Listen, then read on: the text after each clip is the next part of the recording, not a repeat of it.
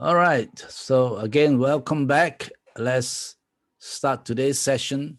Now, last week, basically, we talked about types. All right, your personality types. So most of you have done that self-assessment, and after I give you the statistic, all right, the overall statistic is quite surprising. But anyway, it's interesting to know what are the main types in this class. Now, when we talk about types, we are talking a lot about aptitudes. Aptitudes like inborn natural preference, okay? So we talk about left and right hand, you're born with it. And then, so whether left brain or right brain, most of us are, in a sense, born with it. But training, of course, can help us make up on the other part of our personality that is not inborn, not natural, okay? Not natural preference. So education, upbringing can actually or improve, all right, the other part that we have either neglected or ignored, okay? But today we are talking about something else. So when I talk about temperaments, which actually can be derived from the types, we are talking about more inward attitude, motivation, not so much what kind of container you are, but what kind of things you like to contain, okay, so to speak. What kind of content you like? What motivates you to take on certain content? All right. And there's a certain path towards it. Okay. So I put there understanding your path to self-image. You see, a lot of us consciously or unconsciously make decision or at least reject those things that diminish our self-esteem or self-image, and automatically attracted to those things that boost our self-image, whether for better or for worse. For example, the choice of a car. Some men choose those flashy car because it enhances their self-image, whatever that is, okay? And some of us are more conservative, all right? We may choose a more conservative car, again, corresponding to our self-image. So whether we are conscious or not, we're actually doing things for self-image purpose, to boost our self-image. Now, that is not bad thing by itself, okay? All right? It's how God created us. So we're going to see how understanding our temperaments will help us to know that our action is not random. We do or choose those things that can improve our self-image, which is very important, or I would say positive self-image. All right, we don't want to have negative self-image. We want to have positive self-image. So that is our motivation, consciously or unconsciously. And God used that. God wants us to have a good, positive self-image. All right, He don't want us to think of ourselves, in a very negative way. So therefore, for example, if you are more artistic, you may want to do paint picture or play music. Why? Because that's how you attain your self-image or your self-worth. Okay, so today we're going to look at three aims, all right, today's session. First of all, the connection between types and temperaments. So I'm going to explain to you how from your type you can derive your temperaments. Now, some of you already received my notes and handout, so that may already given you some idea. If you're very hardworking, you already read beforehand. Okay, but I'll explain a bit more, okay, for those of you who are not so hardworking or you've not looked at it at all. Then secondly, we're going to see how temperaments affect your motivation. So we don't do things randomly. We choose those things that we think will satisfy our drive and desire. All right. So in ours, the motivation. Even though we can do a lot of things, but we will go for certain things because of our motivation. And this motivation had to do with our self-image. And finally, I am going to suggest some ministry, all right, for our particular temperament, okay, by looking at the biblical examples, all right, the Old Testament and New Testament characters, biblical characters. So we have a basis for making some judgment about where our ministry potential may lie or where God may use us.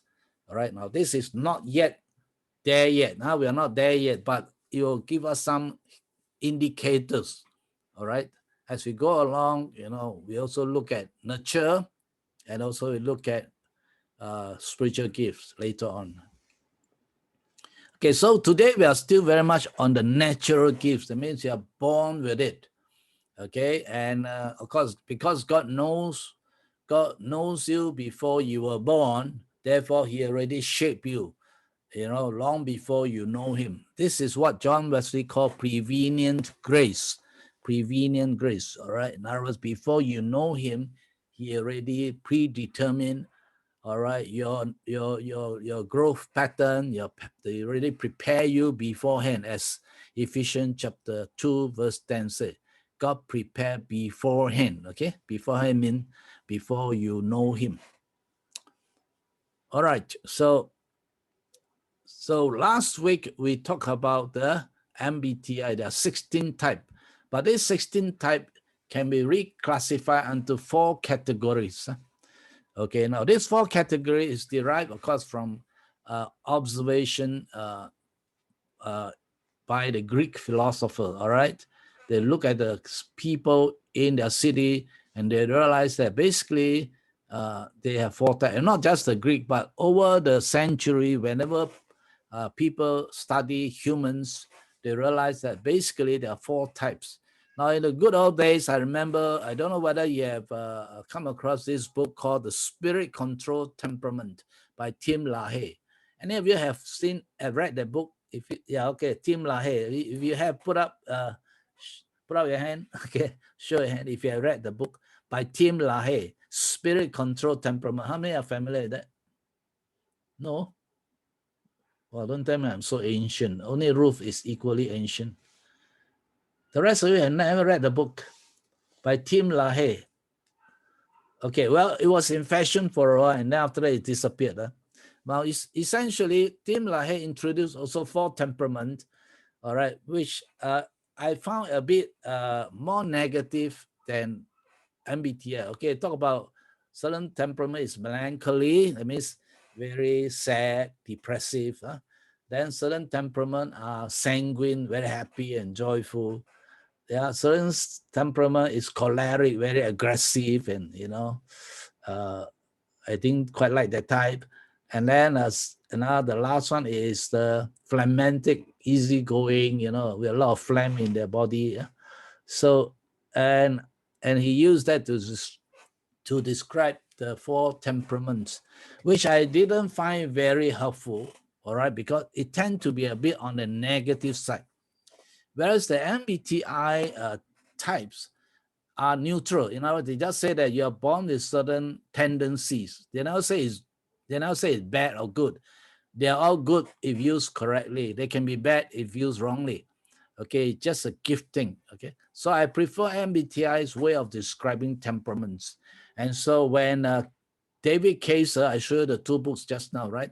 When David Kaiser, he studied temperaments, all right? So he came to this conclusion that basically there are 4 kinds. He used the word guardian, rational, idealist, and artisan. All right, I'll explain what they are later on. But so he was on his own studying temperaments, okay, and traced them over the century. You can read it in his book. And then when he came across MBTI, he was surprised that actually the MBTI fit into his 4 category nicely, okay? And from there, he developed he observed and developed his own type of temperament analysis. And I can say that this is one of the most helpful analysis of personality, all right, that I come across. And maybe you may find it very helpful too, all right? Okay, as is it almost like help. In fact, many times in our counseling of premarital couples, whenever after they've done the MBTI, I look at that type, I know what kind of problem they're going to have. Okay, it's almost okay. I don't want to use the predictive. It's not fortune telling, all right. But you can almost tell what kind of problem they are having. And so when we have this one-on-one session with individual couples, we almost hear the same kind of problem. And then I will explain to them a lot of this had to do with your personality type, temperament. All right. Okay, so then they are very enlightened, and they at least can understand why they are why they differ in their viewpoints. So, okay, so what's the difference between temperaments and type? Okay, type is like the container. All right, your type is like a container. So, but your temperament define what you want to put in your container. Okay. All right, what kind of things we want to put in your container, and what is it that you choose is what will promote your self-image, positive self-image. In other words, we won't do things that will cause us to have negative self-image. We don't like anything that, so when people criticize us or say things bad about us, we dislike it. Why? Because it diminishes our self-image. All right. Or if we go for a particular job, it's because we think that will enhance our self-image. And of course, sometimes this can become a carnal in a sense. The self-image becomes self-promotion, but it's natural, okay? And like any other types, temperament type, it all depends on your value system, okay? So when you look at temperament, we are looking at the things that drive us towards self-image. So this self-image represent desires and drive. All right. Well, this self-image, desire and drive. So this self-image is represented by certain desire and drive in you, and will define your motivation. And that motivation will also define your vocational choice. All right. And I believe God does not violate our natural desire. For example, when Jesus was tempted, okay, you notice that the three temptations actually appeal to three very important self-image needs of Jesus. For example, turning stone into bread. All right, it's not a sin by itself. Okay, all right, it's by itself. It's not a sin. In fact, the devil is trying to tell Jesus, you can meet your need. Okay, why don't you use your power to meet your own need? Turn this stone into bread. Now, the issue is not whether it's right to eat after 40-day fast. The issue is whose voice would you listen? So Jesus rejected Satan's voice, because it's not that the thing he suggests is wrong, but he will not submit to the devil's suggestion. So that is the temptation, to do things according to the voice of the devil and not according to the word of God. All right. So for the need, the first need was survival, all right, physical need. Then after that, you come to a less. Second one was to jump off the top of the temple and then quoting scripture to say that God will protect you. All right. Again, that is a legitimate need, the need for security. Okay, so to know that God is with us. But the devil, again, wanted to tempt Jesus to listen to him rather than listen to God. And so again, Jesus rejected that. So the problem isn't that fulfilling the need for security is wrong. It is whose voice do you choose to listen? All right, just like self-image. All of us want a positive self-image. But if you listen to the devil's way, he'll say, well, in that case, get a BMW, all right, drive a big car, and that will improve your self-image. That will be more like the devil's voice. Okay, all right. So, and then of course, the third temptation was the devil showed Jesus the kingdom of the world and say, if you were to bow down to me, you will, all these things will be yours. Again, the devil wants Jesus to do it his way. But the idea of being king over the kingdom is legitimate because Jesus came to be the Messiah king. But the temptation is to listen to the devil to take shortcuts, okay? So again, these are all part of legitimate needs, all right, that Jesus had when he came on earth, okay? He didn't just come without any needs. He has his own needs too. All right, so I'm just saying that needs and drives, our desire and drives, all right, can be positive or negative, okay, depending on whose voice we listen to. In fact, I always like to, the Psalm 37 verse 4 say that delight in the Lord and he will give you the desire of your heart. Okay, so God wants to fulfill our desire. All right. But we must delight in him, not in the world. So essentially, David Kaiser, all right, found out that he could group a certain category of the MBTI under the 4 temperament. Okay, so for those who have an S and P in their type, right, ISTP, ISFP. So this SP type, he recognized that it is the artisan temperament. Okay, let me explain that later on. Then for those with the SJ instead of SP, he recognized that these types represent the guardians, all right, guardian temperament. And of course, those with the NF, okay, in the middle of the type, they represent the idealists, okay. And the last one is the NT. He called them rationals. All right, now let me just give a quick overview of what's the difference between all these 4 types. Okay, starting from artisan, SP. Okay, artisans, the word art means they are hands-on. Okay, they are artisans. They are more hands-on people. They want to be where the action is. They are spontaneous, adaptable, and competitive. They believe today must be enjoyed. So they are more of the kind of hands-on people, the fun-loving kind of people. All right, they want to get into the actions. They like to use tools, and they are like sports-like. You know, they like sports and so on, competitive sport. So artisans. So they also like to do things, to make things. Okay. Then on the other hand, you have SJ. SJ, he called them guardians. All right, they are, as the word says, guardians. They are the guardian of society, are the cornerstone of society. All right, they are the pillars of society. They like to serve and preserve the social institution. So they are the stable. What you call? They like things to be stable. All right, they like keep the social institution. They are conservative and so on. Whereas the artisans are more playful and disregard for rules, traditions, and so on. And then on the other hand, you have the idealists, NF. The idealists are people who are passionate about personal development and growth, okay? And there are certain ideals, all right? That's why the word ideal, idealist, all right? They are more creative type. They are more into personal passion and so on. Okay, whereas on the opposite side, you have the NT, the rationals. The rationals are usually the thinker, the intellectuals. They tend to be focusing on what I call logical thinking, intellectual truth, philosophical ideas, and so on. So you have the 4 types. All right. So the rational may be the philosophers.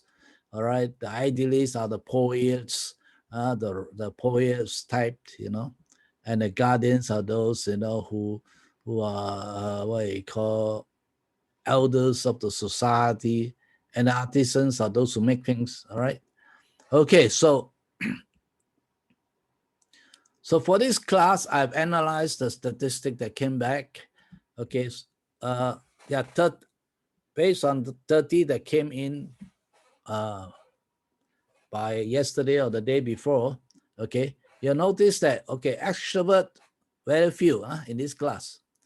All right, 70% of you are introvert. In other words, probably that's why you sign up for this class. All right, extrovert will find it very difficult to sit through session like that. Okay, so they prefer face-to-face meeting and so on. Okay, so but compared to the national average, now this national average is also from this particular app. Okay, they collect all the data from Singapore who do all this assessment. Now you notice that on the national level, the introvert over extrovert is only 4.7%. In other words, extrovert are slightly less than introvert, okay, by 4.7%. But in this class, the difference is 40%, 10 times more. So my class seems to attract a lot of introvert. Okay, I suppose introvert tend to be attracted to, Maybe because online classes are less, threatening to introvert. They can stay at home and all that. Okay, so more introvert maybe sign up for online session. Extrovert will want more face-to-face kind of meetings. Okay, so you find predominant introvert. Okay, then in terms of how you take in information, all right, again, here, well, they are more intuitive. Intuitive are those who are more creative type. Okay, instead of sensor, which use the 5 senses, differ, well, not much different, but in over 6.7%, they are more intuitive compared to a national average, which tend to have more sensor. All right. In fact, I realized that now this is one statistic, but actually I've seen another statistic. We say that in Singapore, basically there are more sensor. We are a very pragmatic society. Have you heard us say? We are very pragmatic. We are not the creative, poetic kind of society. So in fact, I would say that maybe up to 70% are censored in Singapore. Okay, all right. That's what I noticed because Singaporeans are more pragmatic. But okay, maybe wrong. But anyway, the statistic here we have is they are slightly more intuitive, which is not the normal. Okay, not the norm. All right, I can tell you. Okay, the norm is more sensor if you have to do across the national profile. So this class seems to attract a lot of intuitive. Again, it could be because of the topic. Intuitives tend to be interested in anything that had to do with personal knowledge, personal growth, and so on. So they are attracted to this kind of topic, counseling topic. Then, of course, between how thinker and feeler, how we make decisions, you notice that almost 90% are feelers in this class. Only 10% are thinker. All right, 10%. Now, I think the reason is because there are more ladies in this class than men. Okay, unfortunately, there are only a few men. And again, even for the few men, not all are thinker. Okay, so that leaves the rest are feelers. All right. Again, this is predominantly because there's a certain gender bias. All right. Women tend towards feeling. All right. Okay. So, but because here there are more ladies in this class, so the what you call the ratio had gone up from usually I would say about 60%. All right, will be feeler. Okay. But here we have 90%. Okay. Again, that's because of gender difference. But so if you include male and female, maybe it'll be more balanced. And the last category is judger and perceiver. Now, again, there are more judges in this class, 40% more compared to the national average, which is more perceiver. So what happened to all the perceiver? The perceiver are people who are more spontaneous, less structured. They don't like to, maybe they don't like to always have to attend class, So those are more structured, more hardworking type. They tend to come to this kind of class. So again, it's a kind of natural self-selection. People who are more structured tend to tend to sign up for courses. People who are less structured, are more spontaneous, they may not like to attend classes. All right. So let me explain it. But it is a reverse of the national profile. Okay, national profile, there are more perceiver. All right, so what happened to all the perceiver? Well, they are not found in classes. Okay, they are found outside doing their own thing maybe. All right, so it all had to do with personality. Okay, last time when I was school teaching, I was in school, I conducted one of these survey in my class. I always happen to get the best class because I teach science, physics. I teach physics. So when I teach physics, I get a best class. And whenever I conduct, in fact, I get a best 2 classes in the school, I conduct the class. I was surprised that most of them are sensor thinker. Okay. All right. And also judger. All right. So you find that in the school system, certain people are rewarded, certain type of personality are rewarded because the system reward certain kind. But those who are more, the P type spontaneous, they tend not to do so well, in what I call the school system, but that doesn't mean they cannot do well in life. Okay, many of these people who drop out of school, but they are very successful in real life. All right, because in real life things are not so structured. So in terms of temperament, okay, you notice, so I group them under temperament. All right, about 10 of you are what I will call the guardian temperament, SJ. 5 are SP, all right, the artisan temperament. You can look at your own type. I'm surprised is that almost 13 are NF. Now 13 are the idealists. Now again, as I say, NF are usually attracted to counseling, people development.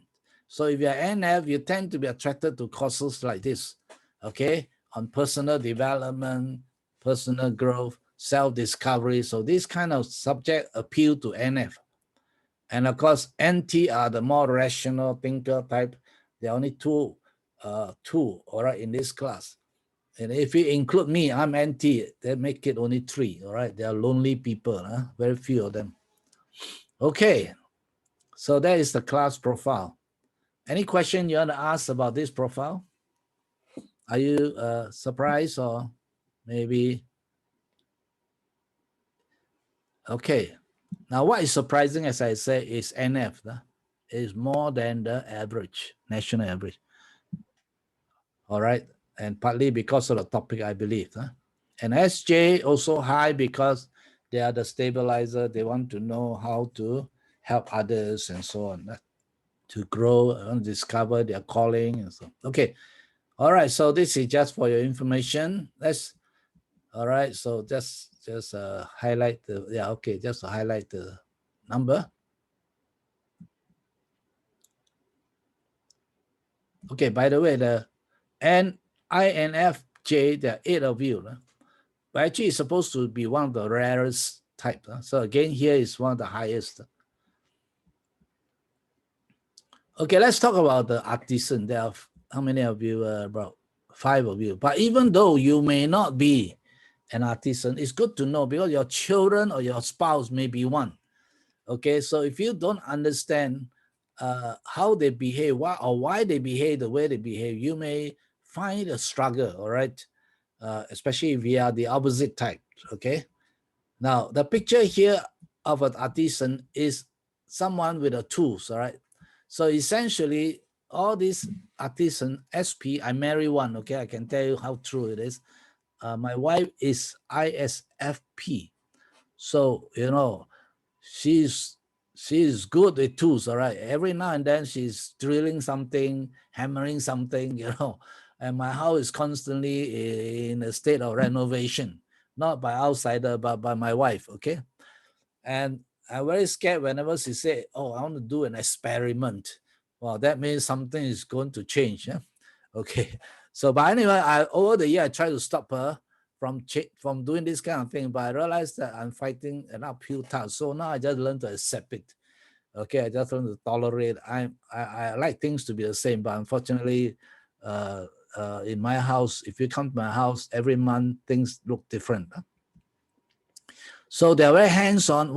So at first I find it very you know, hard to accept, but later I realized why. Okay, because you see, their self-image. Okay, see, people do things because it boosts their self-image. So for artisans, their self-image come from being artistic. So to her, handling tools, making things, whether it's cooking or hammering the house away, you know, it's part of this self-esteem need. She need to be artistic. So she shifts the furniture around every few months, you know. And okay, self-respect. Okay, the other one is that her self-image also came from being self-respectful. So how does she demonstrate self-respect? By being audacious. It can be quite daring, all right, in what she want to do. Okay, she's willing to try. That's why she used to experiment, all right. So and then of course her confidence is being adaptable. All right. She's very adaptable in terms of use of tools. You know, in fact, she passed a driving lesson only with a few lessons, you know, first time. And I think that because she's quite quite adept at tools, okay, using tools, whether it's driving a car or whatever. So her intelligence is not so much in the intellectual side, but in tactical side. In other words, she's very good at science and manipulative skills. Like I say, using of tools and so on. All right, whether it's cooking, moving things around, okay, and so on. So that is her what we call intelligence. All right, may put it. So she'll tend to use these skills. Okay. All right, so that's how they build their self-image. And the key word for people of this type, you marry one, okay? All right, they tend to be what you call playmate. They're always wanting to play, all right? Now, if you are more of the home serious type, you may find a bit challenging to live with an artisan, okay? They are playful by nature. Okay, now the animal representing there is a fox. Not to say they are cunning, all right, but rather they are always tactical, moving, changing position to gain advantage. All right, so they tend to be, they don't follow rules. All right, they're not good at following rules, but they are good at maximizing their advantage. So they're adept at art and craft, equipment, tools, and so on. So in my house, there are a lot of tools, all right? Most of it belong to my wife. Okay, so that is artisans, all right? And there are, okay, some characteristic of artisans. They are very action-oriented, and tend to be optimistic, all right? Everything can do, all right? And okay, and also absorbed in the moment. So in a sense that they can be so caught up, that's why they're always late, okay, for appointment, because they can be so caught up in doing something, they just do and forgot the time, okay? But they're very good at sizing up people, okay, and situation, and adapt to change.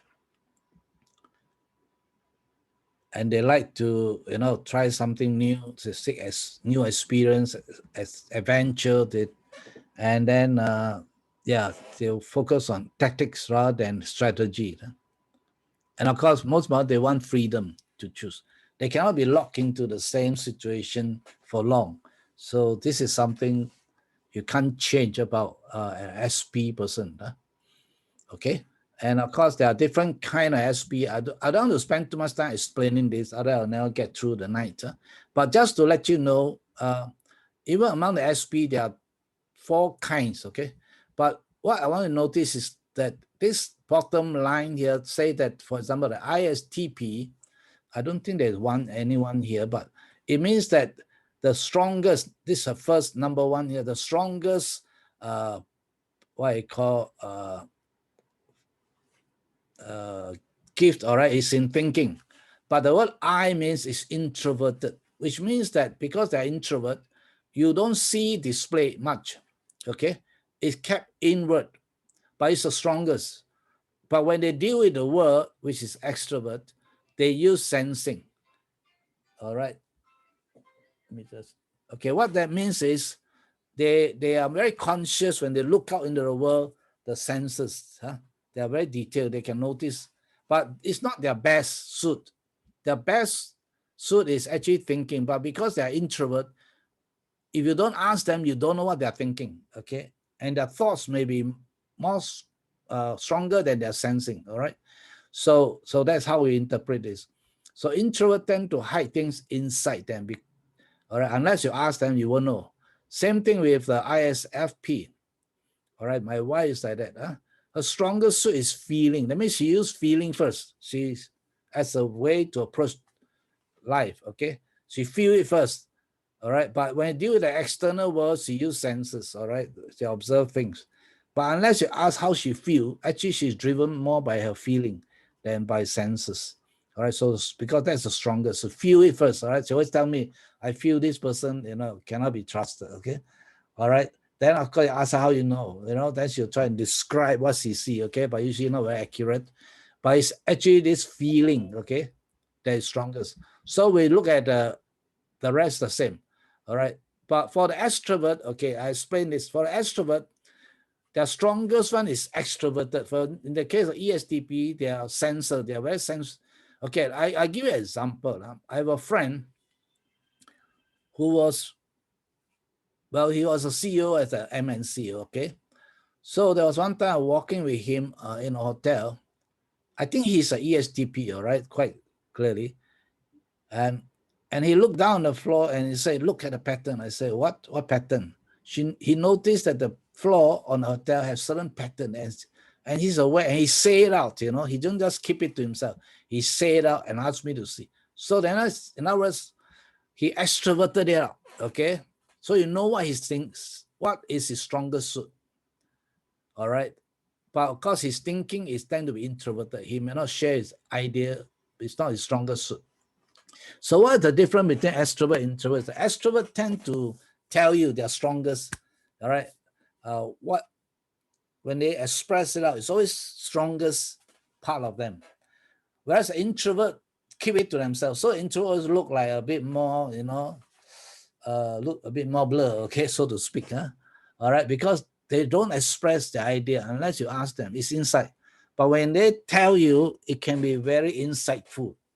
So in a meeting, usually the extrovert will speak, you know, and they get all the attention, okay? But the introvert will keep quiet. But it doesn't mean there are no good ideas.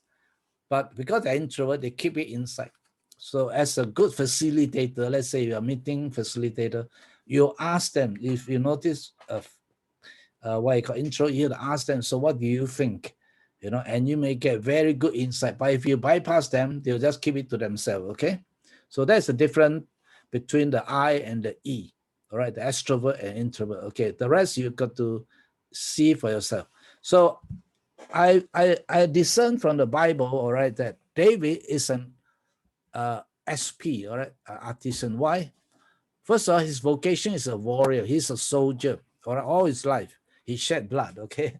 All right, that's why he could not build a temple, because he shed too much blood. So he's a warrior. And his self-image is basically, okay, we look at how he built the self-image. He's artistic, all right? The Psalms tell us that he's have an artistic bent, okay? And he's audacious, all right? He do daring things, all right? Remember the story where he stole Saul's spear, okay?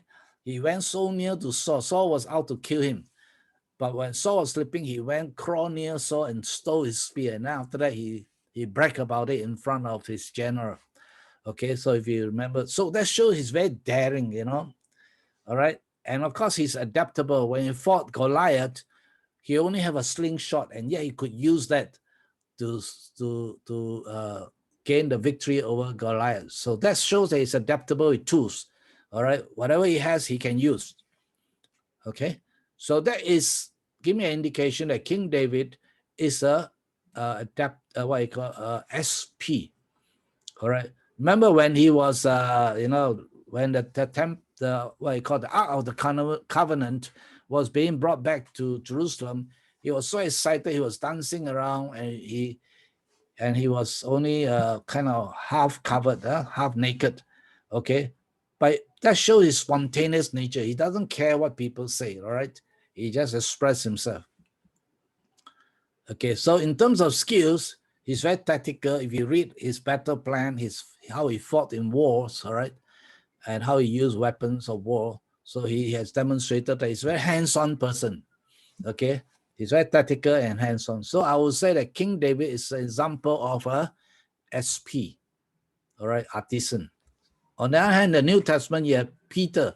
Peter, by vocation, is a fisherman. Now, a fisherman has to be hands-on. He cannot be a thinker to be a fisherman.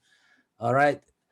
So again, his artistic bent is in building nets. He's audacious. When Jesus walked on the water, he also wanted to walk on the water. You know, he's the only person who jumped out and walked. And then he's adaptable, right? He's adaptable. He's willing to take the risk to visit Cornelius' household, which a Jew is not supposed to do, all right? So God used his adaptability to enter a Gentile's house. He's the first Jew to enter a Gentile house. In terms of skill, Apostle Peter is very tactical, right? You notice, for example, when he was going near the court where Jesus was on trial, and one of the maids saw him and said, "Oh, he belongs to this Jesus." And what does he do? He denied Christ. Okay. Now, in a sense, of course, this is a bad use of tactics, but he was tactical. Okay, and he want to get himself out of the situation. Again, it's just a skill, but then it shows his nature of being able to respond spontaneously, okay, to get out of tight spot. And of course, he also used fishing gear. All right, that will be his hands-on, his tools, okay, of operation. Now, so basically from these two characters, you see the SP people are very hands-on, they're very spontaneous, okay, and they dare to do things. All right, they are not that type who just sit in the office, and pray and all that, okay. So some of the things that I noticed SP, okay, now again, I don't just study Bible character, I also study people, all right. As I said, I've been doing this for almost 30 years. So I noticed that sometimes I ask people to do that type so I can observe them. So I find that SP tend to be very focused on informal counseling. They cannot be the kind of clinical counselor, okay? They cannot. But if it's situational, they are required to counsel, they can, all right? Because they're very adaptable, okay? And of course, in evangelism, they dare to approach strangers because they're very daring by nature, all right? And that is part of their nature, audacious, okay, whereas some of us, can only do evangelism in alpha because it's controlled environment. But for this kind of strict evangelists, you really require that SP type, okay, because they dare to approach strangers and talk to them. Musicians, well, okay, a lot of musicians are SP, all right? They're very skillful in the use of instruments, but they don't like to stand in front, okay? They are not the leader, standing in front, but they are skillful in the instrumentation. Okay, so especially when it comes to spontaneous kind of music. And of course, SP tend to find easy to be involved in healing and deliverance ministry because this kind of ministry is unpredictable. You cannot plan it out. You cannot attend, for example, my wife has some encounter where she was quite daring in dealing with demonized people, all right? So I also noticed others, okay? People the same temperament, they are very adaptable. And I don't know whether, what's her brother name? Suddenly his name slipped my mind. Okay, there's a brother in our midst who's with this healing room. What's his name? Okay, anyway, he's not here today. Where are you? Okay, he's not here today. But he is an SP as far as I know, because he traveled with me for ministry mission trip. So I've seen how he operates, all right? He's very spontaneous, he's very daring, okay? All right, so that is the SP. So some of you are this category. So you may find you express your ministry, God may call you into this kind of ministry, which is more spontaneous, unpredictable, all right, mission kind of ministry. Not the kind where, regular, like teaching, that you may not be comfortable with the kind of ministry. Okay, so how about guardians? All right, let's move on to the next one. There are a big group of you who are guardian, SJ. All right, they are the people who, are very concerned about, keeping tradition, remember keeping your duty, and they're very good people, all right? Okay, let me tell you how I normally use people who are guardian. Now, SP, there are not many, okay? I would say SP, there are not many in the church, all right? Especially, you don't find them, okay, let me just say something more about SP.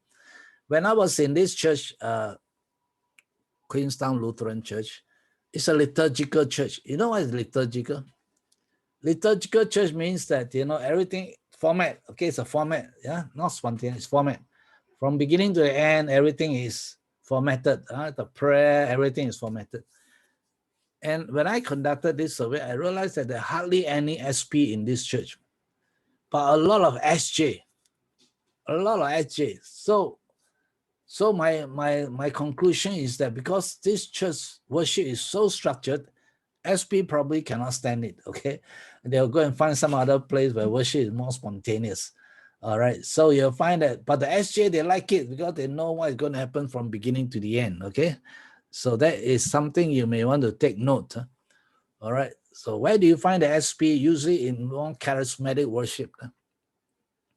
Okay. The Guardian, the SJ. All right. They like structure. They like to be respectful, dutiful, and so on. Okay. Let's look at the SJ. Now, if you have a SJ in your type, you are what we call guardian. You are duty seeker. All right, predictable, hardworking. They, even in their house, everything is always in the same place, same way. I have one couple, both husband and wife, SISTJ. All right, and every time I go to the house for years, the furniture never moved. Okay, and the wife always know where to get the right thing the right way. Even the cups and saucer, when they wash up, the children have to learn exactly where to put them. Okay, it never changes. Not in my house for sure. Okay, all right. One of the difficulty we have is always don't know where to find the things. But for SJ, okay, because they will not change. They like things to be the same every day. All right, so so you go to your house, things are always the same. The furniture, the cups and saucer everywhere, always the same. Okay. Why? Well, because the self-image comes from being dependable. Okay. Now, in other words, they're very dependable. Okay. Self-esteem, I would say, that comes from being dependable. Now, one of the things I noticed that if I want to get a job done in the church, I always give it the SJ.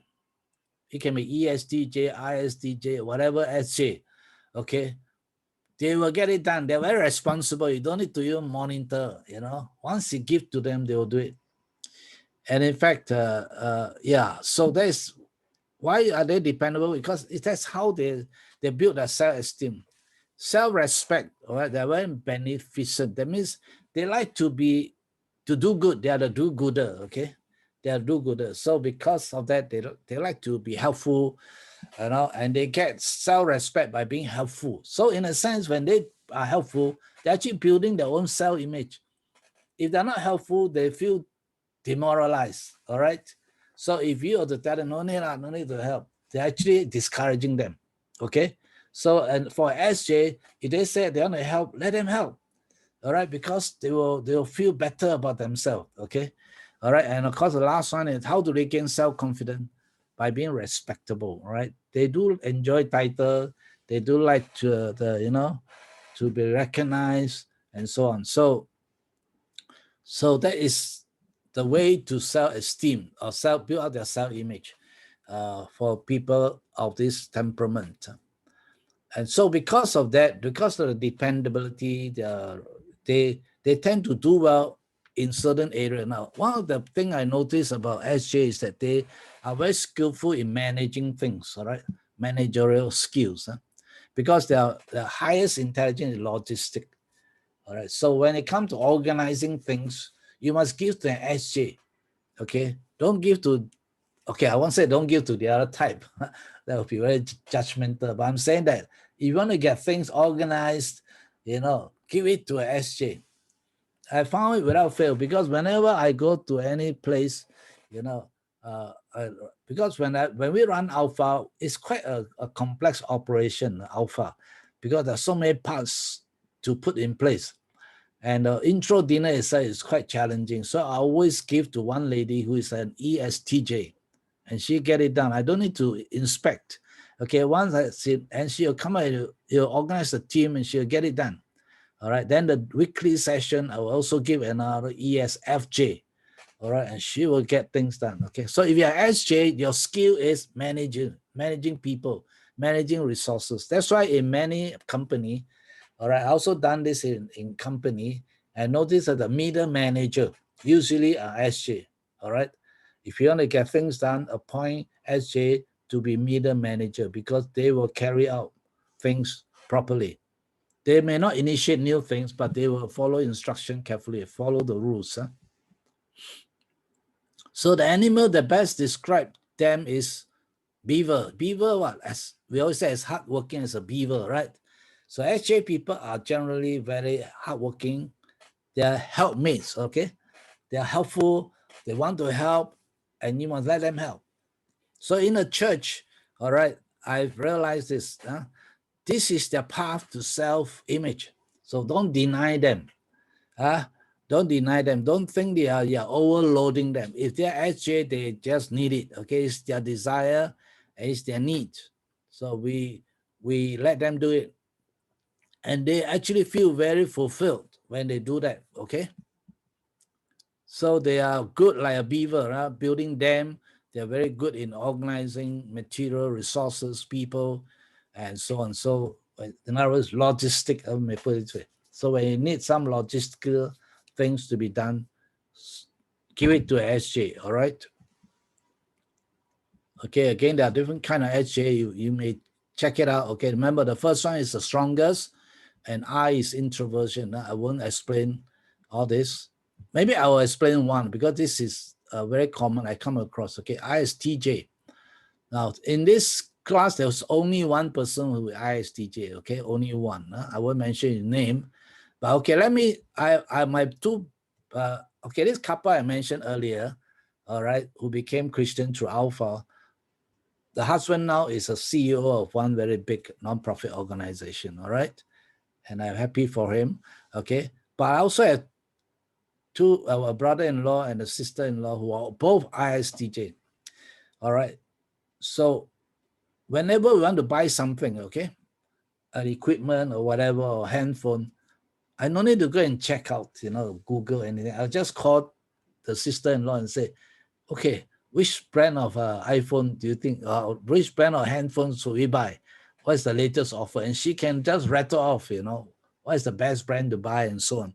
Why? Because her strongest is sensing, but she won't tell people if you don't ask her. She kept a lot of information, sensors, all right, about things like that, okay, in her mind. There was one time we were shopping for a washing machine, and then we look at the brand, we don't know what to do. I said, I asked my wife, call your sister-in-law, and sure enough, she can tell us which brand is the best buy, okay? So they have all this information stored inside, but if you don't ask them, you won't know, okay? So it's introverted, all right? All the information, sensing information, introverted. Okay, so anyway, SG people want responsibility and predictability. So if you give them responsibility, they feel good because they can fulfill it, all right? They are not afraid of responsibility. And they also like SOP, right? Standard operating procedures. So whenever you have SJ, they are always the ones who follow the SOP closely, okay? All right. And of course, they always look serious and concerned. Why?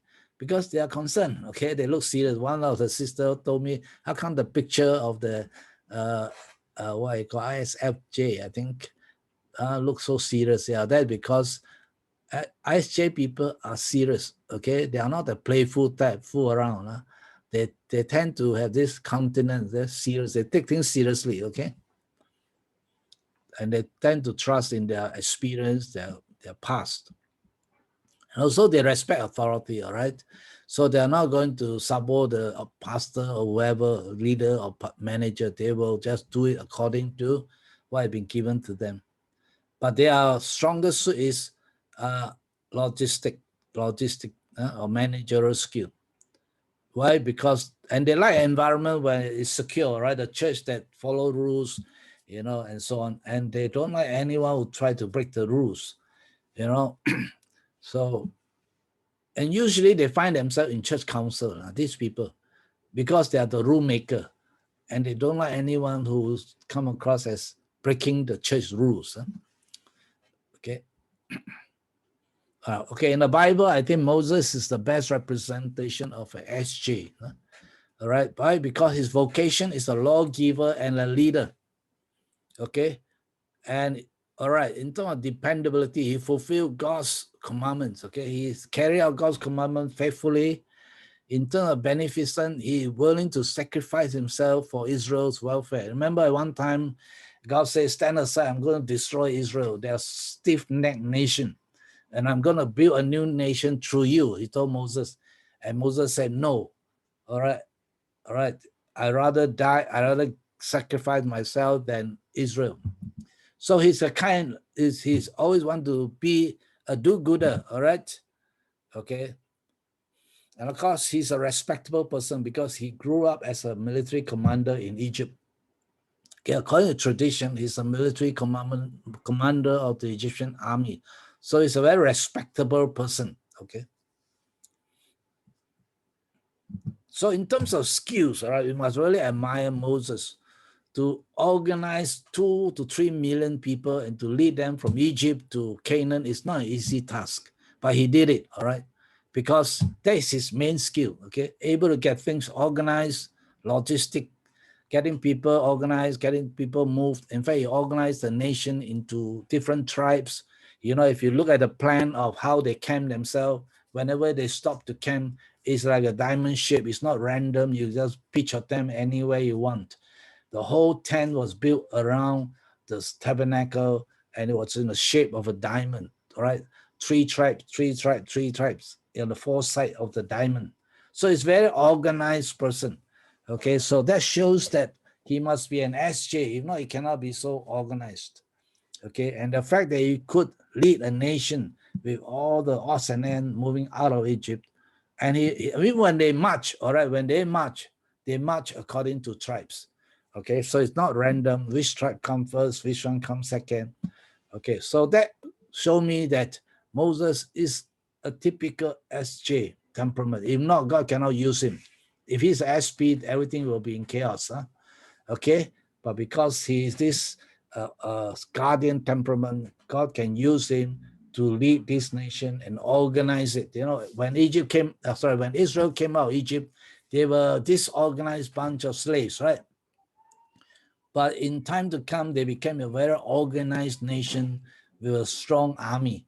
All right, who did it? Well, it's basically Moses. Okay, it's basically Moses. All right. Then in the New Testament, we find another person who's an SJ, but it's not so dramatic. He's basically Luke. Okay, Luke was a physician and also a historian. He keep records. Okay, SJ people are more organized. They keep records. Okay, careful records. And when he wrote his gospel, he was very careful. Okay, for example, okay, in terms of dependability, which is part of their self-image, he's a very faithful partner of Paul. All right. In fact, in one letter of Paul, he reminded Luke to bring his scrolls. Okay, so he's very faithful. He stood by Paul. That's why he can record all the things that Paul did in the book of Acts, because he followed Paul faithfully. So in a sense, he's a dependable person. Then in terms of beneficence, he wrote the gospel for the purpose of this, giving a proper account to Theophilus. All right. Theophilus is some noble person, all right? So he want to be a blessing. So he wrote the gospel, he checked it out properly, all the witnesses and so on. And in terms of respectability, he's apparently also quite a senior person, or rather well-known, because he know the nobleman Theophilus, okay? Okay, in terms of skill, all right, I think his logistical skill is demonstrated in his research. He's the one who wrote the gospel by researching. Do you know that? He interviewed people, he collect all the previous account of Jesus, and he organized them. So that shows that, you know, he get all his resources properly before he write the gospel. All right, and he check it out with the people who are still alive, the apostles and so on. So that shows that he's a very organized person. And then when he wrote the gospel and the book of Acts, it's a very structured history of the early church, especially the book of Acts.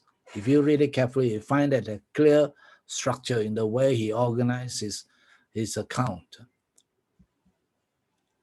Okay, so what are the potential ministry for SJ, guardians? All right, again, this is based on my observation, where I find most of them, okay? First of all, church council, all right? Okay, they are the type who like to sit in church council forever, okay? Why? Because the church council's job is to organize the church, setting up the rules and structures, and they enjoy doing this kind of thing. Now, when I was a vicar of the Anglican church, I find this very challenging, this meeting, council meeting every month to discuss church matters. But those who are SJ, they really enjoy the process. They find this, it kind of like build their own self-image, all right, that they are in charge, they're in control of situation. Okay, so you'll find a lot of church council members, especially those that stay for many terms or stay forever, are usually SJ, all right? Then, of course, in terms of program project coordinators, they are very good in getting things organized. As I said, earlier, if I want to do anything, a project like Alpha, I always look for SJ to get things organized. Not the other type. The other type mess up things. Sometimes, okay, maybe in the church, you may have staff who are not exactly SJ, all right? But because they are staff, they're asked to do all this kind of thing and they cannot organize. Okay, you don't blame them because that's not their strength. So I always tell people you must identify. It could be a lay person, doesn't matter. All right, appoint them to organize, to get things done. Don't throw everything to the staff because you may get the wrong person for the job, for the wrong job. A square hole, a square peg in a round hole, or some situation like that. And of course, the other thing that perhaps you'll find a lot of SJ is teaching. Now, teaching is different from like children ministry, but it's very structured kind of teaching. I mean, like adult teaching, all right, where it's planned over many weeks. So you find that SJ people like to be involved in this kind of teaching where they know from the beginning to the end what are the topics, okay, and they like to do it because it requires planning and scheduling. Unlike like Sunday school teaching, which is children teaching, we just take out the book and read it the night before, and then just rattle off the day on Sunday. We can already plan for you. But those kind of adult teaching, all right, you'll find that SJ like it because it is structured, okay? So they like to be involved in that kind of teaching. Okay, then the other category of people are the idealists. As I said, there are many NF in this class, all right? They are more the idealists. They have ideals, they are sensitive people, and they care about the world and people and so on. Okay, let's look at this class of person. Again, as I said, even if you are not this type, okay, it's always good to know because your spouse or your children may be. Like for me, my children, I have two daughters, one of them NF, and the other one is NT like me. But the NF one has her own way of doing things. And initially, we didn't appreciate it when they were younger, all right? And we tend to clash, okay, with her, all right? But now that we know, we are a bit more careful, all right? For example, when she was young, during the secondary 3, she liked to talk to people over the phone, and she was actually counseling them, counsel. And we said they're supposed to study, and sometimes go late beyond 10 o'clock. We set a time that 10 o'clock you must stop calling people. But because she was counseling people, help her, so she get frustrated when she couldn't do it. All right. So even though you may not be like that, you may have children who are like that. And so if you force your own personality style and insist that they follow you, then you may create unnecessary conflict. Instead of affirming them, you may undermine them. All right. So the self-image for the idealists come mainly from being empathic. Empathic means they can feel for other people's problem. In fact, sometimes too much. Okay, maybe for us, but they are, because of this empathic nature, they make good counselor. Okay, they make good counselor. All right. So, and of course, they always want to be kind to people, benevolent. They want to be kind to people. They are the type who can take care of old people, young people under, when I remember when we were on a mission trip to Thailand, and my daughter saw, I think a cat or what on the roadside, and she's the one who attend to the cat. I think it's a cat, and I can't remember what was it, but Nobody else attend to it, but she's waited there, she squat there and take care of the cat. Was it a human? I can't remember. Okay, such a long time ago. But you see, they're just naturally attracted to help, to be kind to animals, kind to people, old people, and so on. All right, so they are able to relate to this kind of situation. And of course, their self-confidence comes from being authentic. They don't like to pretend, okay? If they don't like it, they'll say it, all right? And so they may be quite challenging for some of us. In fact, I remember, even in school, my daughter, I didn't know about it until much later. She'll stand up and challenge the teacher when she feels that something unjust has happened. Okay, so she had been sent out of class before, but she never tell us. Huh? Okay, so because they want to speak out for justice and whatever, okay? But their skill is in diplomacy. They are very good in dealing with people. So among my family members, she's the only one who can communicate with my father when he was around. Huh? He passed away already. But because he's a bit senile, so very few people can talk to him. But my daughter can always joke with him. This second daughter who's an NF. All right. I don't know what they talk about, but she can always talk with my father, a grandfather, and my grandfather is always happy to see her. Okay. So they are very good in people skill. All right. Because they're very diplomatic. But that also means that they can be easily hurt. Huh? All right. If people reject their ability to connect with them. And in fact, she had been hurt very often by friends who take her for granted.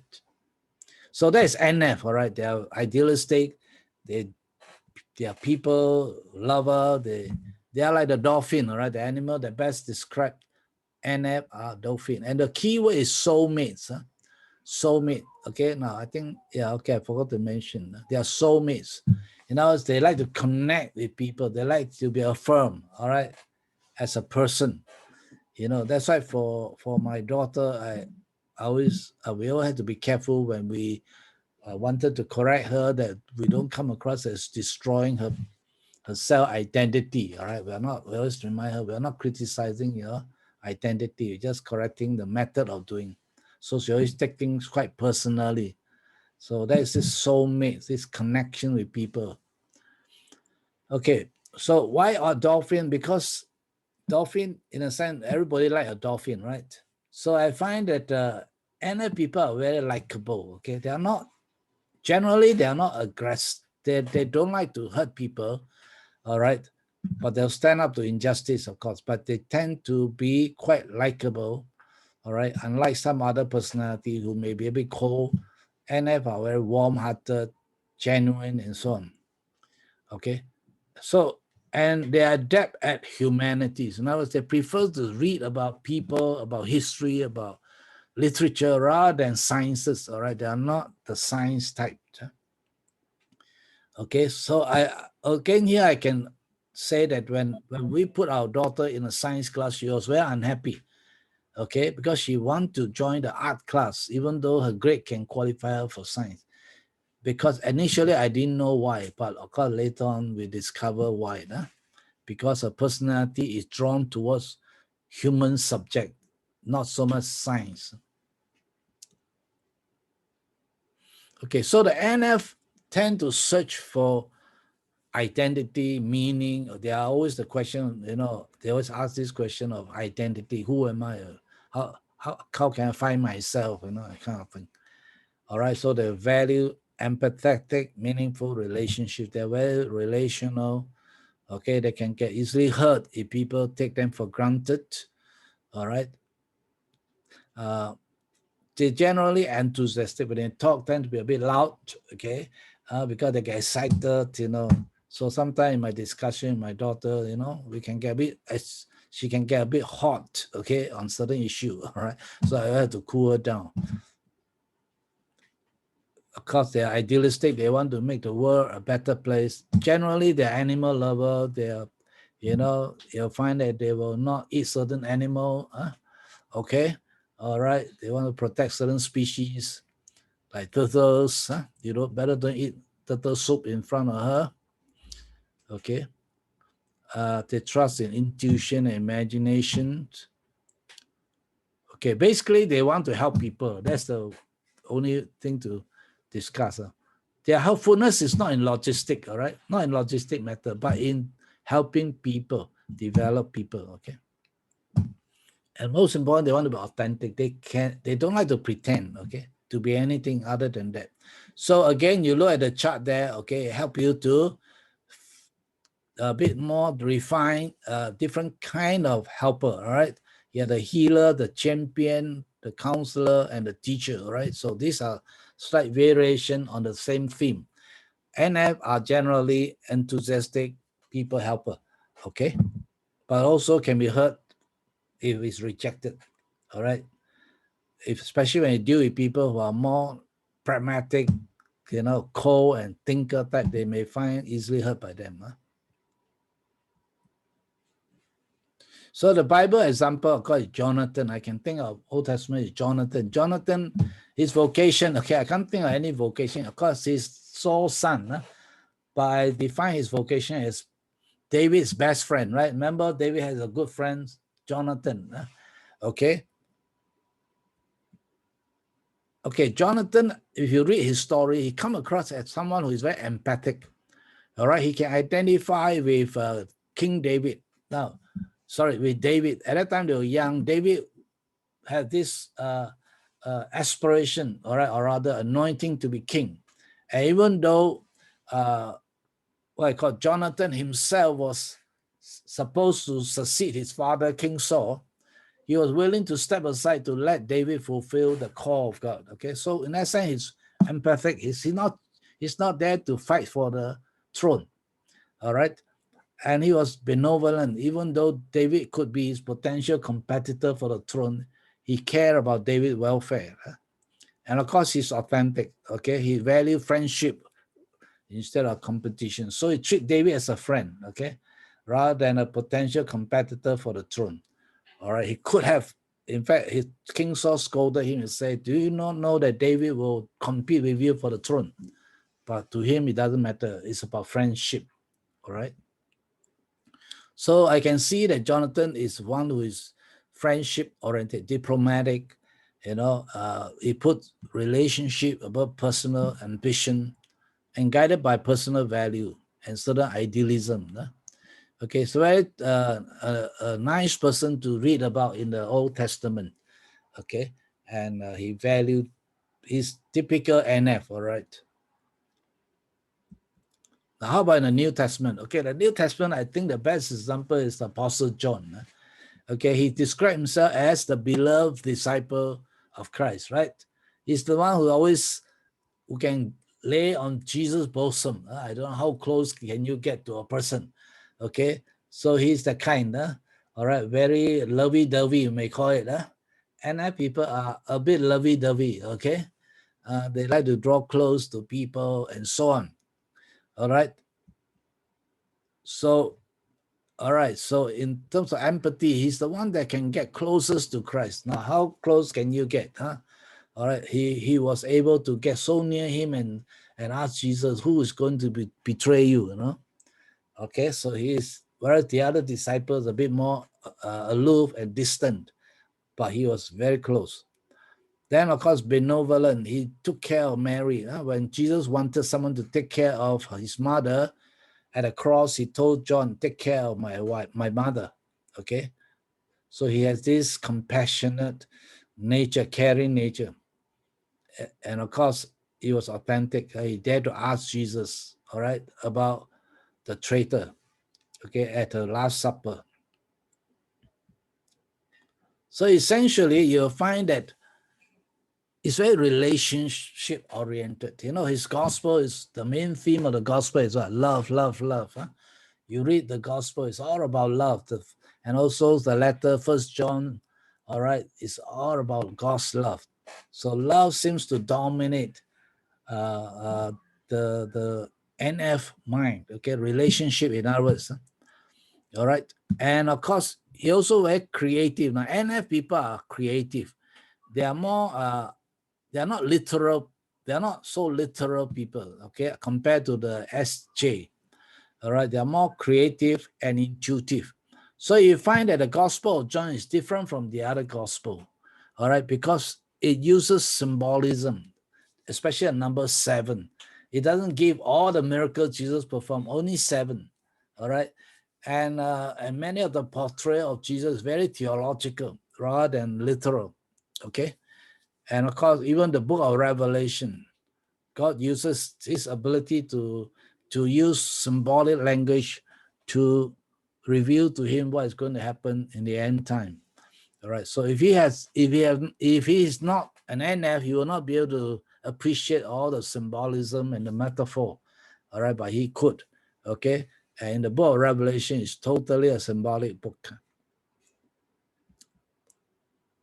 Okay, so what are the potential ministry for NF idealists?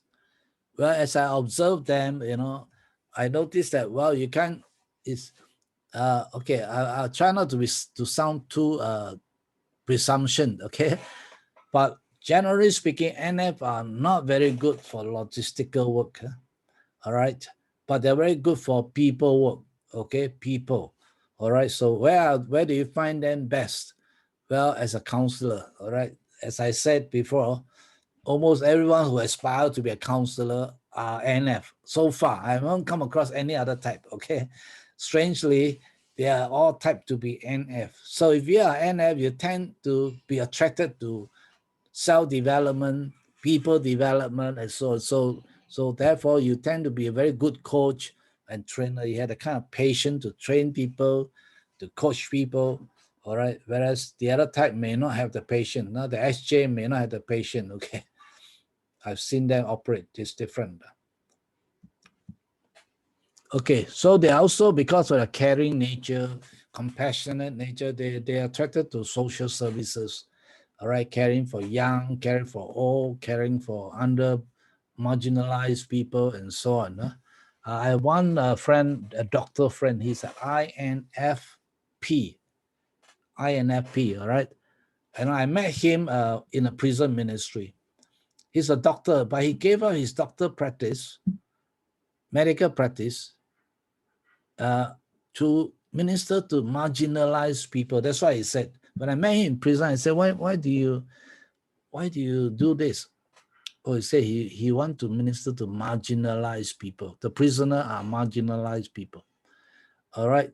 So, and doctoring, what about doctoring? Well, doctoring can become very routine, Doctoring, the kind of GP is not so exciting as you think. It's very routine. So so he gave them up. Okay. So now he's fully into his own kind of people ministry. All right. Okay. And yeah, so that's just an example, right? I just give you an example. Okay, so sometimes you also find that because of the sensitive nature, they are quite good in worship and music. All right. Most of the NL I know are quite musical. All right. And if they are the extroverted type, they like to lead people in worship. All right. They like to be a leader, okay, of worship, because they are able to put their emotion into it.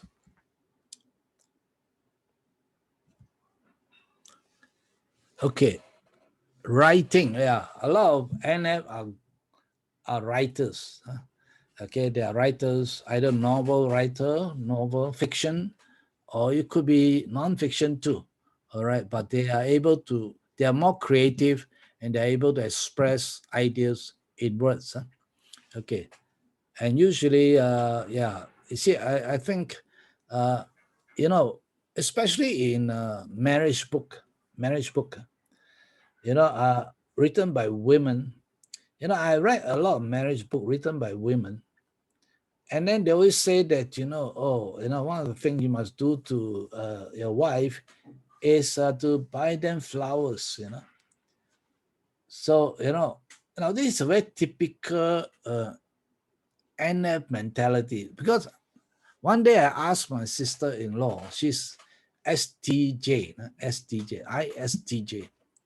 Now, ST is very pragmatic, very practical. I said, do you need flowers? He said, why? You know, I said, do you need your husband to bring you flowers? He said, no need. Why?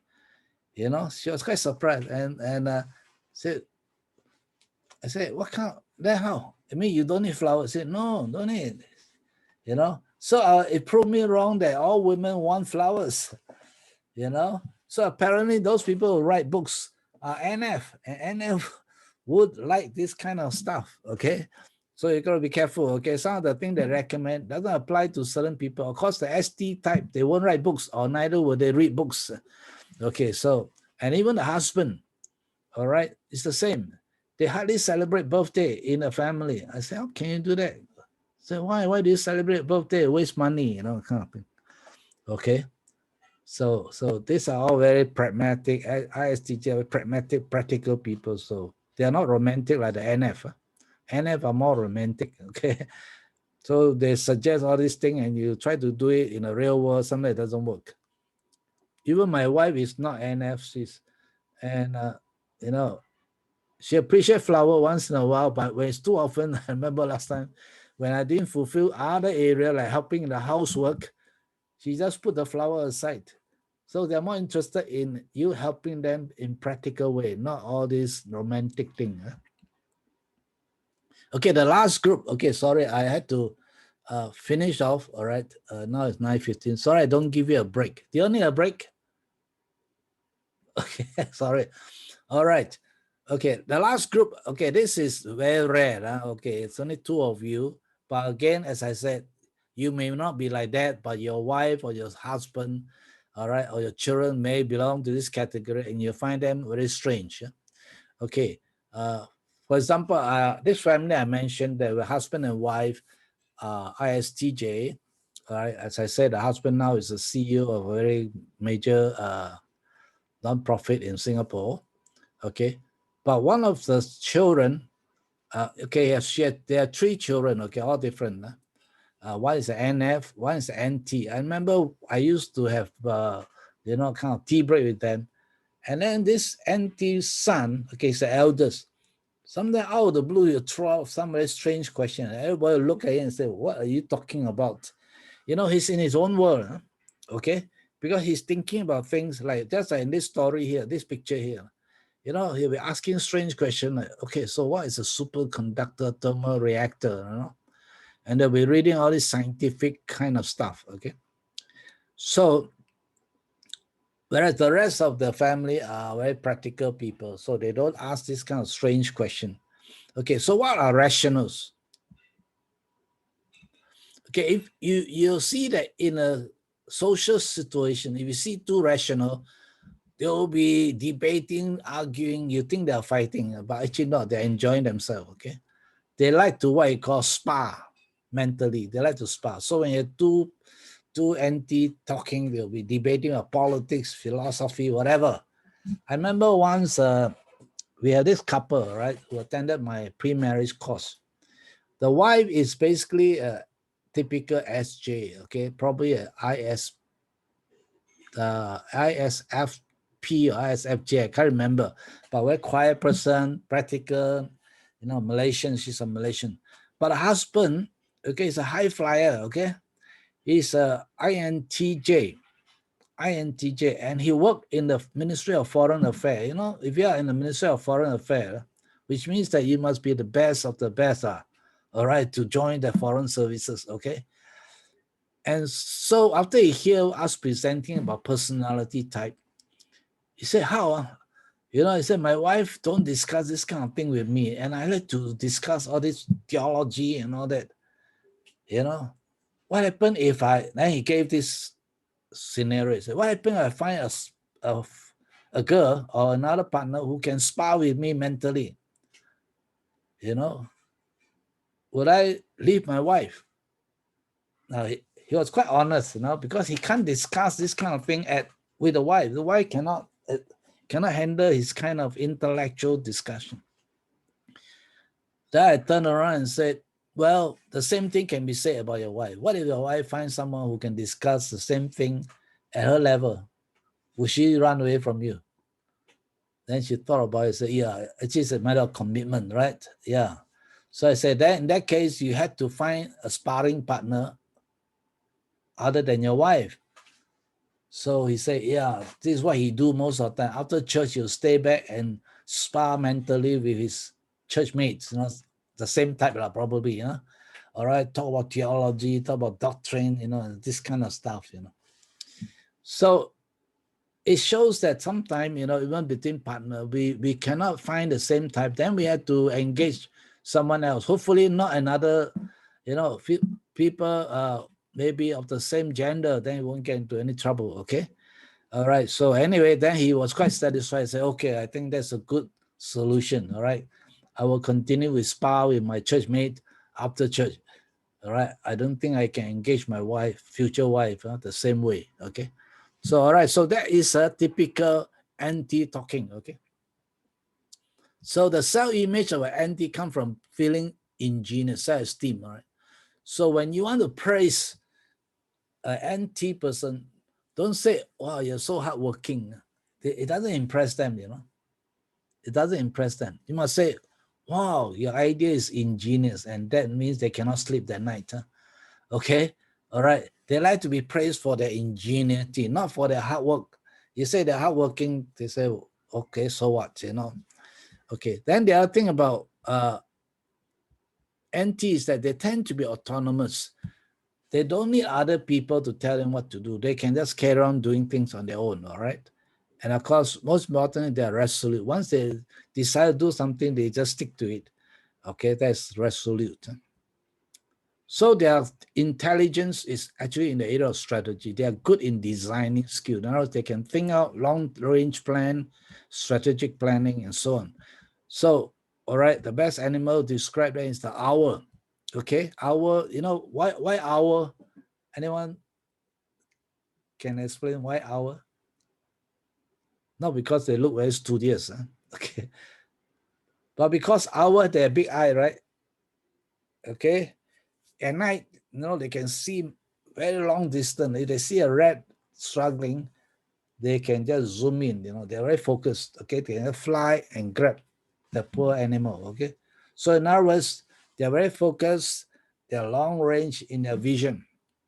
So they describe a rational. They are what you call mind mates. You see, mind mates. They like to find people who can spar with them mentally. So if you find your husband is an anti, and sometimes may raise questions that you find, wow, so boring, beyond you, but it's good to spend some time to just, engage them a little bit. Ask them, don't just switch off. Okay, because if you're not that kind, then you'll find their level of conversation beyond you, and then he may get frustrated because he's not getting an ear from the spouse. So he may go and find some other people to spar. All right. Okay, so it's very important to recognize that these people find their fulfillment in mental activity. All right. Okay, sorry. So because of that, they tend to be very interested in sciences, the hard sciences, all right, pure science, and technology, all right. So these are the things that attract them, and theology, of course. Okay, so they're very theory oriented. Okay, so some of the things they discuss may not be very pragmatic or practical. They want to understand how things work. They use a lot of logic and reasoning. All right, so when you hear them talk, it's all based on logic, reasoning, and also they are skeptical and precise. All right, skeptical in the sense that they may question a lot of things, all right, which you all take for granted. Okay, so because they question a lot, people may find them a bit irritating. Okay, instead of just accepting what the pastor said, they will question what the pastor said. So they may not be very popular. But they are good. They focus on strategy and they can think long term. All right. So, and particularly they like to acquire knowledge. Okay. They want to know more and more about everything. All right. It's a kind of never ending quest for knowledge. Okay. Again, let's look at two biblical characters. One is King Solomon. Now, Solomon is known as the wisest king of Israel, right? Okay. Now, how do you define wisdom? Well, okay, let's look at him. For example, he's ingenious, there's no doubt about it. The first case that he handled was the case about a baby, right? Whose mother, whose baby, this baby that's alive belong to which mother? Two mother is claiming that the baby that's alive is theirs, hers, and the baby that's dead is the other side. So what did he suggest? He suggests, since you all both claim that this baby belonged to you, let's split it into two, right? You all know the story? Okay, now that shows his ingenuity, okay? Now he knows that when he make this decision, the real mother will say no, whereas the false mother will say, okay, let's share, okay? So then straight away he could therefore decide who is the real mother. So that's ingenious, all right? Then he's autonomous, all right? So he doesn't follow any typical pattern, okay? If you look at what he does, you know, he's not a typical king. He study all kinds of subject. He's very self-motivated, all right, as a person. And also quite resolute. When his brother or stepbrother, I would say, when his stepbrother Adonijah tried to usurp the throne, he has him executed. All right, so the anti-nature is very rational, you know. He's not like NF say, never mind, I give him second chance. He's my brother, you know. There's no such thing, all right? He work on the basis of justice.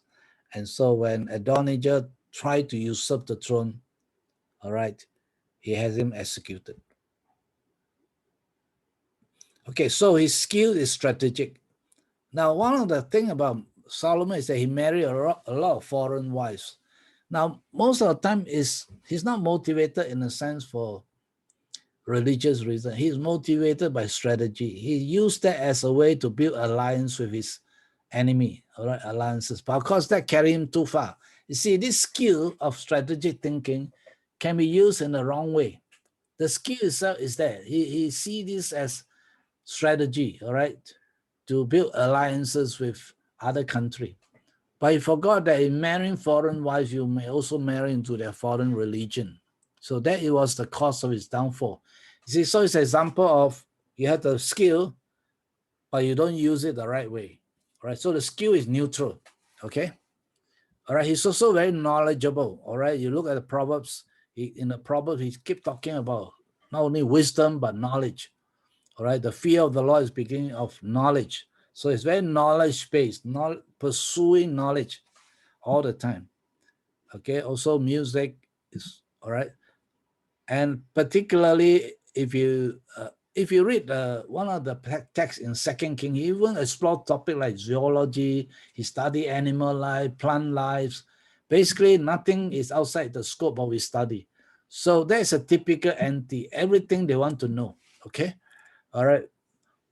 They study for the sake of studying. All right, they're just driven by a need to know. And of course, because it's an anti, he also reflect on the big issues of life, and that is found in Ecclesiastes, the ultimate questions of life, okay? All right, so if you want to read what is the ultimate questions of life, read Ecclesiastes. So that is written typically by anti, not by those pragmatic people, all right? Now in the New Testament, of course, the most famous anti or rationalist would be Paul, okay? Paul was an apostle, but more importantly, he's a New Testament theologian. All right, he didn't write like the rest. He write like a theologian. All right, he introduced concepts, salvation, grace. All this came from Paul. Okay, in fact, he was so deep in this that Peter says some of his writing we cannot understand. Okay, he said too chim for him. All right, see, Peter is a fisherman, an SP. SP don't like to study type, generally speaking. Okay, but even Peter said, wow, Paul's writing is too chim for me. I don't understand. Because of it, some people twist it. So here you have Paul, a very ingenious man. He's a man of great learning. In fact, at one point, you know, when he was standing before one of the governor, one of the governors said, Paul, you know, shouted and he said, Paul, your great learning has made you mad. You know, he said, Paul, we're talking nonsense, you know, about what this Christ and all that. Why? Because you learn so much, you're going mad. So they all recognize that Paul is a man of great learning. He learned philosophy, he learned law, he sat under the feet of Gamaliel, one of the top lawyers in the town. So everyone recognized that he's a man of great learning, all right? So that is a typical NT. I don't think other types can survive this kind of learning. Autonomous, all right? He's very self-driven, okay? In fact, he's so self-driven, he volunteered to persecute the church. Remember, he got letters from the high priest so that he can go around and persecute the church. No one asked him to do it. He volunteered himself to persecute the church. All right. And of course, he's very resolute. He brought the gospel to the end of the empire. Once he had the call, he stick to it until he died. Okay. And of course, he also very strategic. He didn't just go to any place and preach the gospel. He started with the city. He started with the synagogues. So he has a plan. Okay. All right. In his mission, he's not random. He go first to the synagogues. All right, because they are the most receptive people. At least they're the most people who are most prepared for the gospel. But if they reject, he go to the rest of the Gentiles. But he always start with the city. Okay, so he has a strategic plan in his mission. And then, of course, he see the big picture. He want to go as far west as possible. He wrote to the Romans and said, I want to bring the gospel to Spain, which is the other end of Europe. Okay. And of course, because of his anti kind of mindset, rational mindset, he wrote the most theological gospel in the Bible, which is the book of Romans. He called Romans my gospel. Unlike, of course, the Gospel of John, which is still very much based on the life of Christ, Paul's gospel was purely theology, okay? All right, salvation, grace, sin, and all these big concepts. So he is a thinker, rationalist, okay? So you don't find very much practical kind of stuff. Of course, he does give practical instruction, but he's more known for his theology than for his pastoral kind of instruction.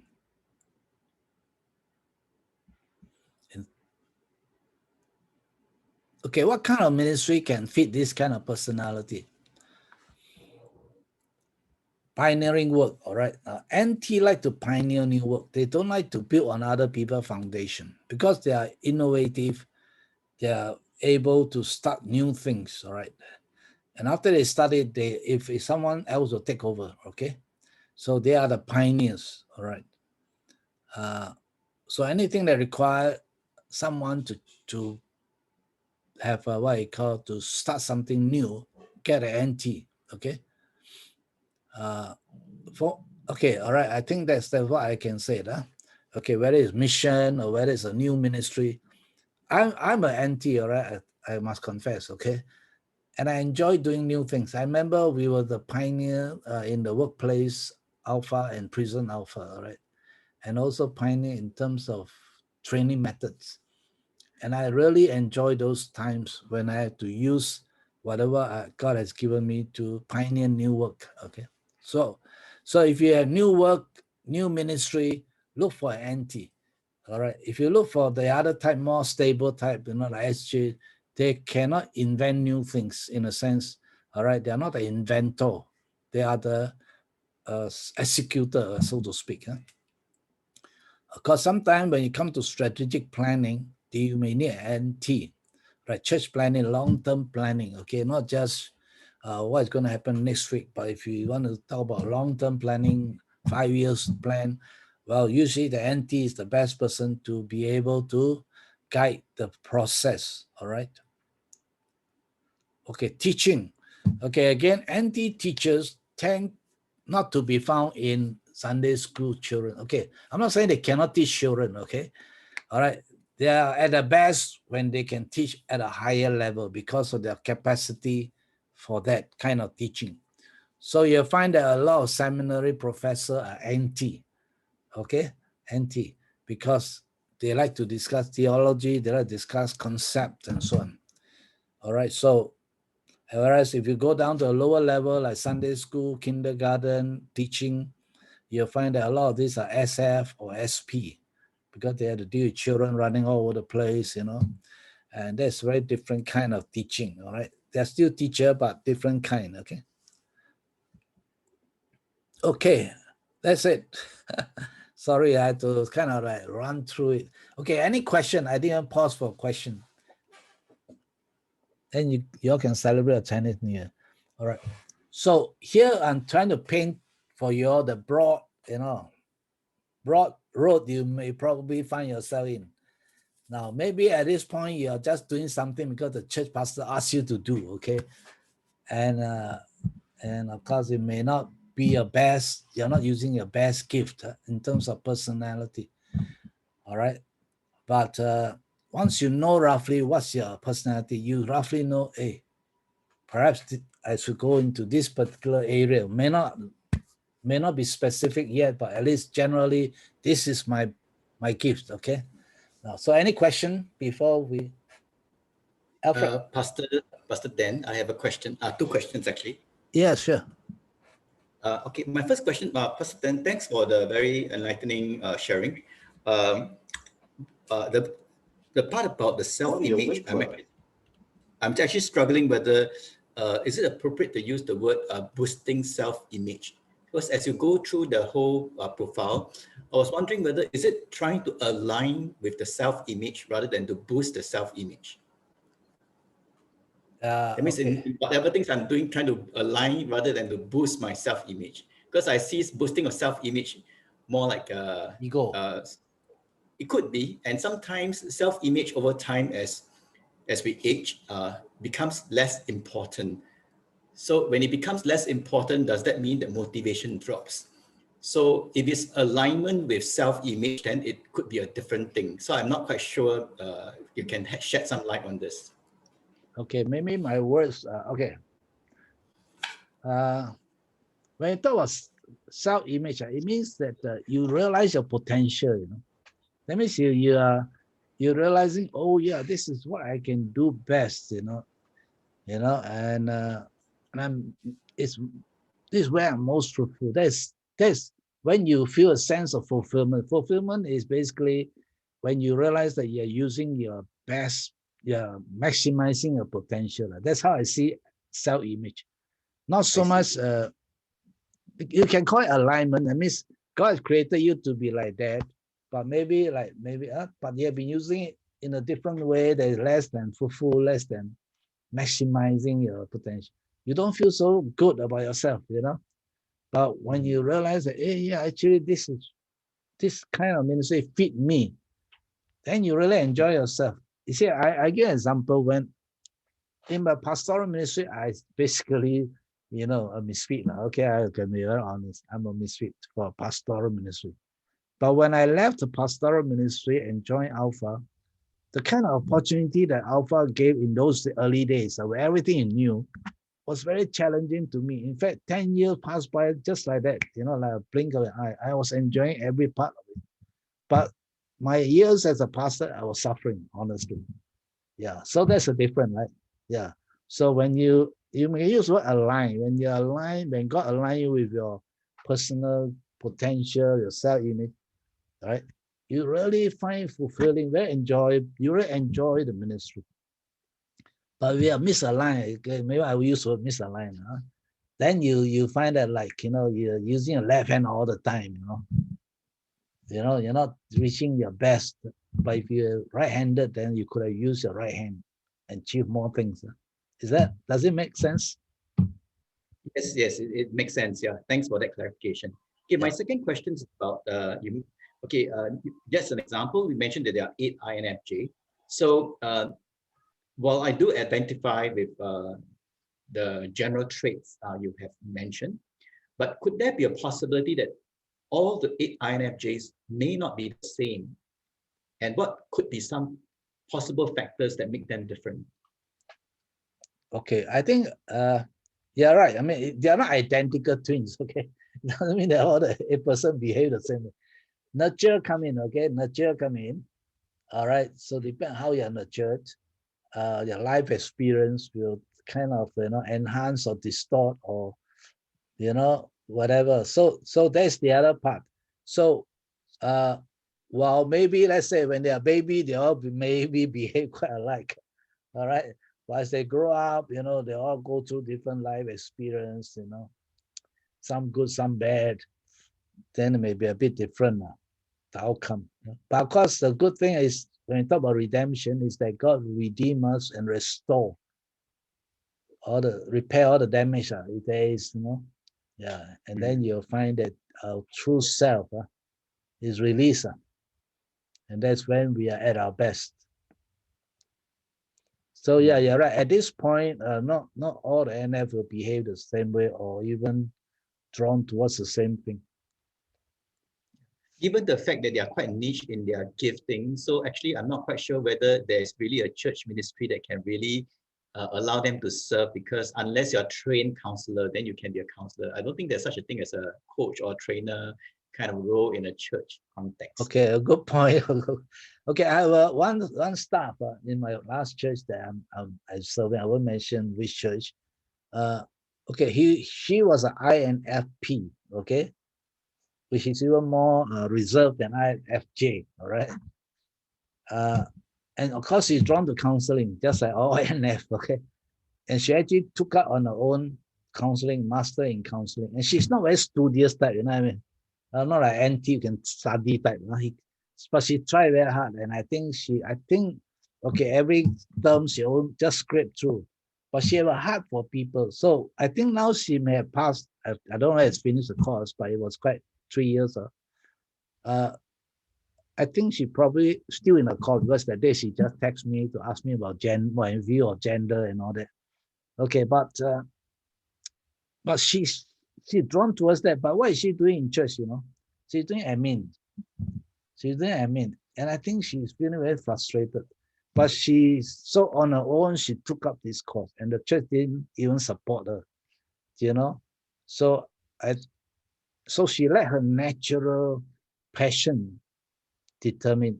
So now, okay, now recently I heard the senior pastor, beginning of the year, the senior pastor was saying something. I watched it on the internet, live stream. You mentioned her. He said, "Oh, we're going to ask so and so to help us with this counseling ministry." So they recognized finally, you know, it's a new pastor than before. This new pastor recognized she's doing this course, and she therefore creating an opportunity for her to use it. And I think that's a happy situation, right?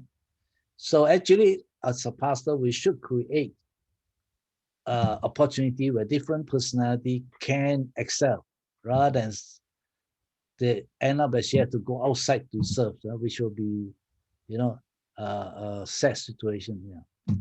Yeah, right. I mean, in church, there's some churches have, okay, I won't say all, some churches already have a counselor within the church structure, and which is great. These people can find their fulfillment, they can be trained.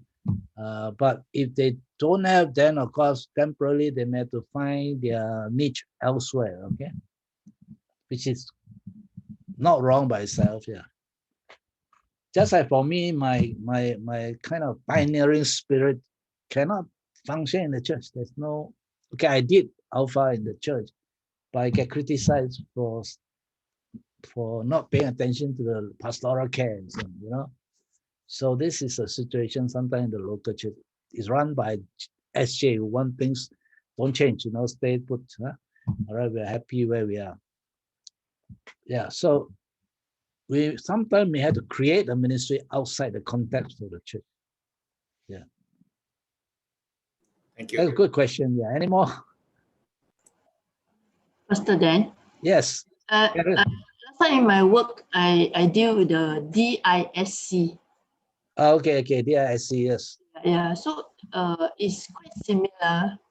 They use the different animals, no? For example, using the eagle to say that they are very task orientated compared to being very people orientated, which is like the dove, or someone who follows the rules and regulation, which is the owl.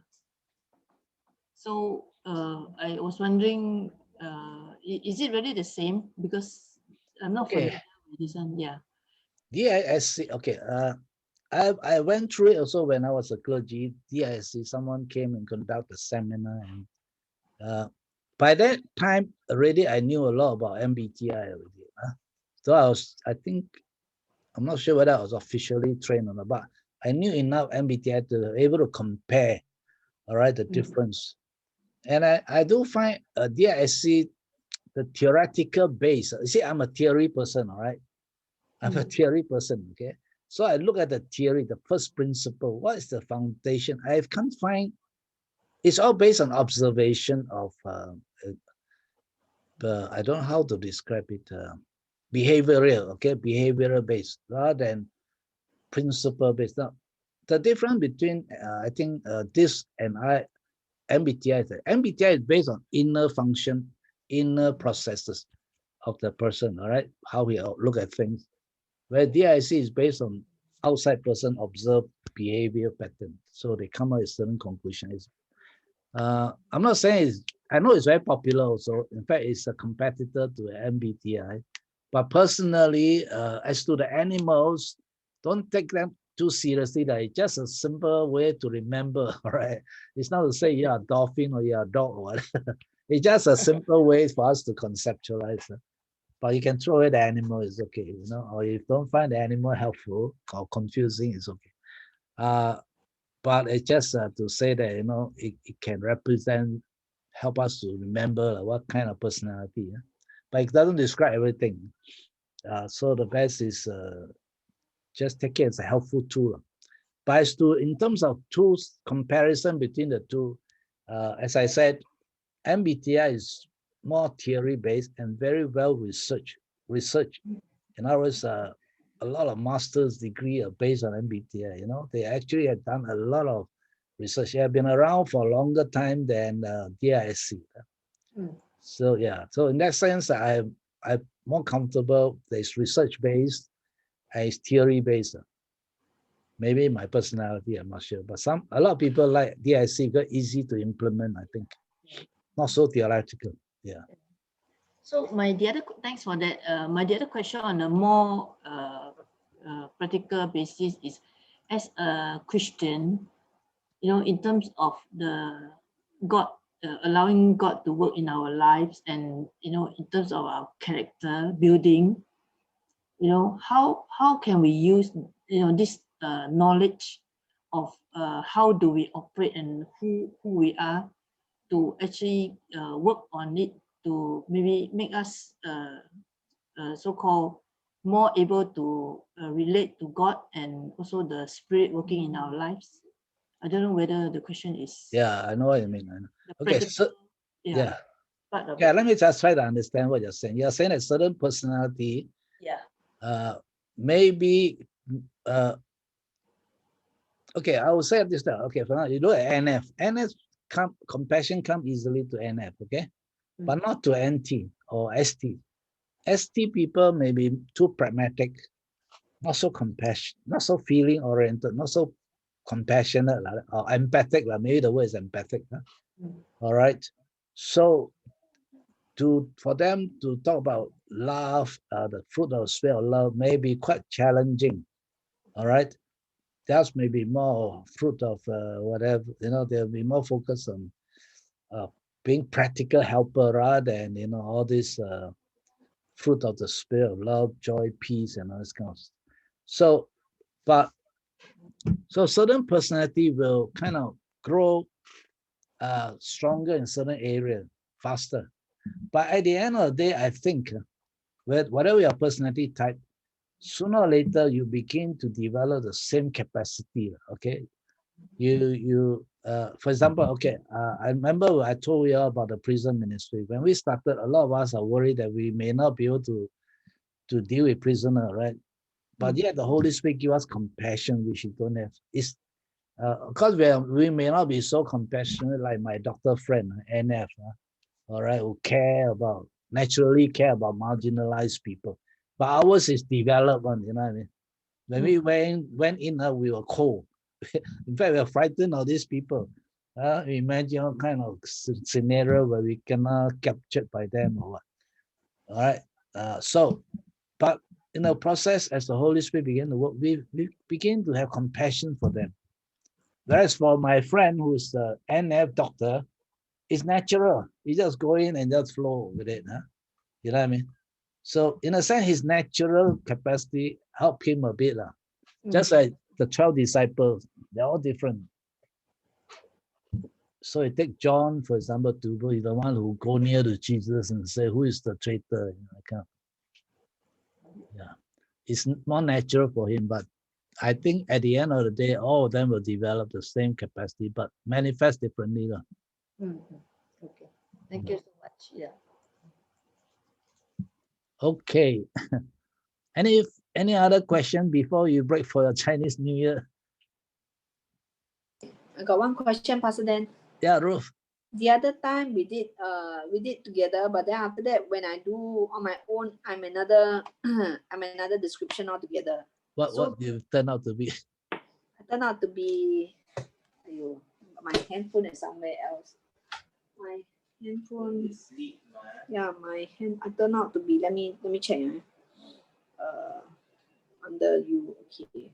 I turned out to be. I turned out to be an ISFJ. Now is ISFJ. Yeah, last time was INFJ. Last time was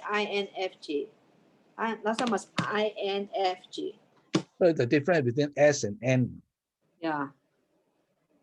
So now you think you're more ISFJ, or you see, at the end of the day, you have to judge for yourself, not based on the test. You have to, you have to. You see, the difference between SF and NF is this. SF are very practical people. They're very service oriented. Okay, all the SF I know are very service oriented. They can serve people, but NF are caring people, but they are not practical hands-on kind of service. They're more of developmental. So you have to ask yourself, are you the hands-on practical helper, or are you more of an intellectual kind of creative helper? Which type? You see, if you are SF, it's very obvious one. You are always helping around, very hands-on kind of practical, pragmatic. The S means pragmatic, practical and pragmatic. Right? N is more creative and innovative kind of helper, which is typical of counselor. As a counselor, you must be, able to give good advice and all that. Okay. Yeah, then I think I'm more N. And yeah, okay. Because if you're SF, you'll be very busy body in the church. All right, helping here and there. Okay. Okay, thank you, Pastor Dan. Yeah. All right. Any final question? Now, as I say, if you need a one-on-one session, you find it hard to ask question here because it's too personal, do feel free to, make appointment with me. I'd like to help you in this journey. Okay, but after today's session, we will not talk so much about MBTI anymore, okay? All right, we'll move on to other aspects. So I want to take this opportunity. Let me see, there's a message here. Let me see, there's somebody. Okay, I wanted to say Happy Chinese New Year. Okay, what is NITE? Oh, okay. Karen. All right, okay. Just like I mentioned, the word N with a subscript I means introvert. That means the person expressed this particular intuition inwardly. That means if you don't ask, you won't know.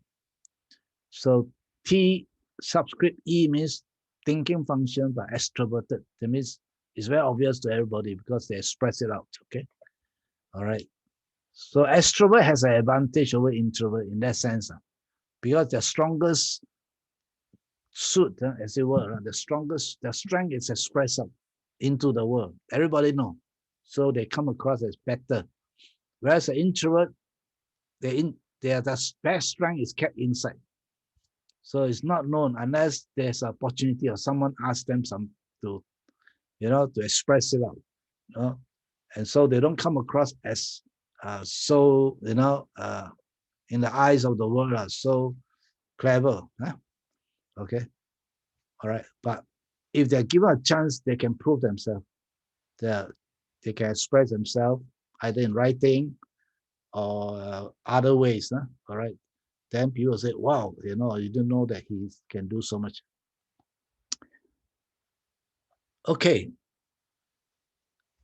I think, all right. So I want to wish all of you a happy, all right, enjoyable Chinese New Year. Take a 1 week, 2 week break. Okay. Make sure you have some time with your family members. But remember, not more than 8 guests. Okay. And not more than what? How many times can you visit? 2 times. Okay. So these are the new rules. All right. Any other final point to make? Okay. If you, as I said again, if you need more time one-on-one, please let me know. Let me just close in prayer. Okay. I just commit all of you to the Lord for this 2 week break. So we'll meet again in two weeks from now. Okay. Father, I want to thank you for this time. I pray for the Holy Spirit to guide all brothers and sisters here. Even during this 2 weeks break, they will have opportunity to connect with people they have not seen for some time, and also that you will restore any relationship that have been broken or that's in need of repair. I pray for Holy Spirit to bring about restoration.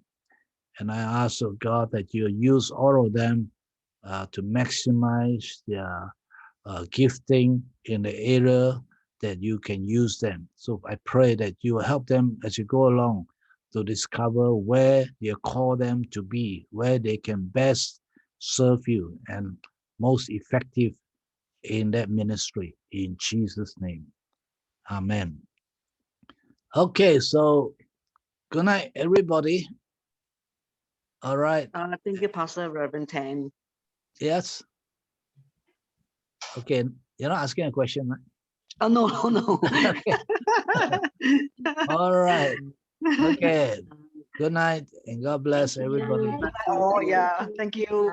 Okay. See you all in 2 weeks. Yeah. Okay. Night. Bye. Night. Night. Good night, Pastor. Thank you. Okay. And Happy New Year ahead. Yeah. Happy New Year. God bless everybody. Bless. Bye 恭喜 bye. 发财。